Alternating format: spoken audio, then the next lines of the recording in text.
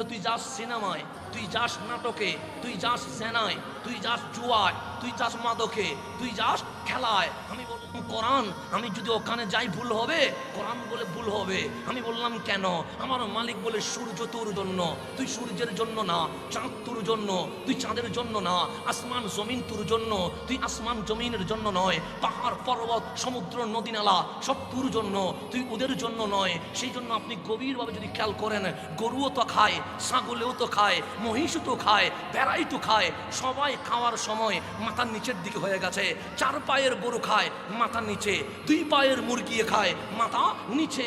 কিন্তু আপনিও তো খান, পানি যখন খান মাথা নিচে যাচ্ছে না, ভাত যখন খান মাথা নিচে যাচ্ছে না, রুটি যখন খান মাথা নিচে যাচ্ছে না। তো আপনি আল্লাহরে জিজ্ঞেস করেন, মালিক গরু ছাগল মহিষ বেড়া মুরগি সবাই খায়, মাথা নিচের দিকে হয়ে গেছে, আমার মাথা তো নিচে যায় না। পানি যখন পান করি মাথা উপরে, ভাত যখন খায় মাথা উপরে, রুটি যখন খায় মাথা উপরে। আল্লাহ বলে মাথা যাবে না, যাবে না। আমরা বললাম মালিক কেন?